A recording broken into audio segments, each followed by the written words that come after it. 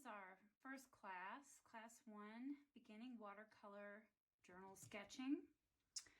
And I'm Suzanne Reynolds, and I am your instructor today. I'm going to start out with a brand new tube of gloves in a bottle.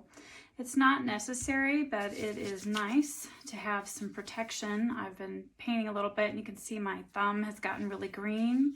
Watercolors are poisonous, depending on how they're made and how much cadmium and those kind of things are in them. So I do like to have some protection on, or just make sure you wash your hands before you handle any food, as always, or fix any pet's food.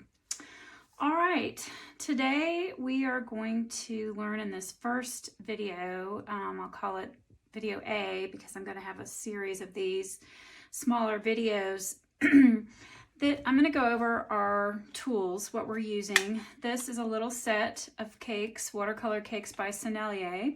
There's 12 of them in here. I did rearrange them and I made a little color key. I believe it comes with a color key, but it's kind of sticky and it tends to get lost. It's a good idea to maybe put that on the other side of this, try to keep it. And then I made this just by going through here. I put it in a different order that works for me. To remove the cakes, you just loosen this a little bit. It's metal, it bends. You lift this up, move it around, you can put it back in and just make sure you squeeze it really tight. It may remain a little bit loose, but no big deal. It's not really going anywhere.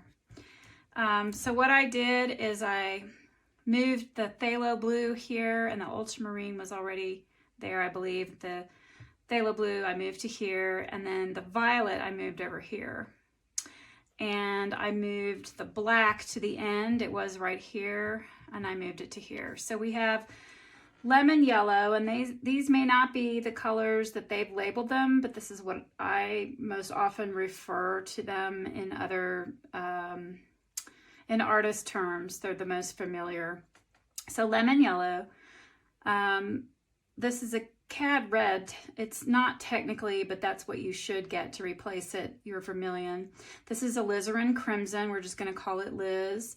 This is magenta or rose, and the printing term is magenta. This is phthalo blue or cyan, and I'm going to also label that cyan for you guys, which is the printing term. And we'll go over that because magenta, cyan, and yellow are your primary colors, especially for CMYK, cyan, magenta, yellow, black. That's how you print at the printing press. More on that later. This is ultramarine. They say deep. It's really more of a French ultramarine, so I just labeled it ultramarine. Violet. This is a light green. You might want to replace that eventually with a cadmium green. This is a Viridian, or vert for the French for green. Burnt sienna, sepia, and they call this Payne's gray, but it's really an ivory. It's gray when you add water to it, of course. But it doesn't matter really. You can call them whatever. The main thing is to kind of, well, to begin to learn the names, but also to remember where your colors are, because once these get kind of dark and dirty, and you can see I've used mine quite a bit, it's hard to see what is what. I have a little case here with some pencils, some brushes. I've got my Da Vinci number 6 that I had you guys order, a pencil, a kneaded eraser, and I've got this Micron 05 archival ink and waterproof in black.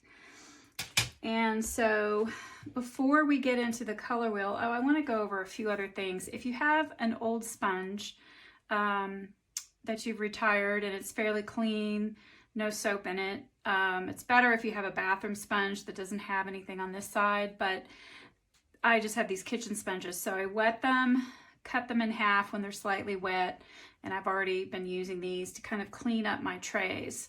I have these trays out just so I have an extra place to mix. This is also one of my handy dandy favorite little palettes to take with me plein air painting outdoors. I've got a place for my thumb. This has been around with me for a long time. So I'm not going to use the paints, but I may use the palette. And then you may want a straight edge, just a ruler. I have my Great Women Rulers of Art. And you'll want a bowl or a lid. A tape roll will also work, or a some kind of cup to make this with. So those are some of the things we'll come back. And you'll want a paper towel and a rag, and I've got my apron as well, and my water bowl.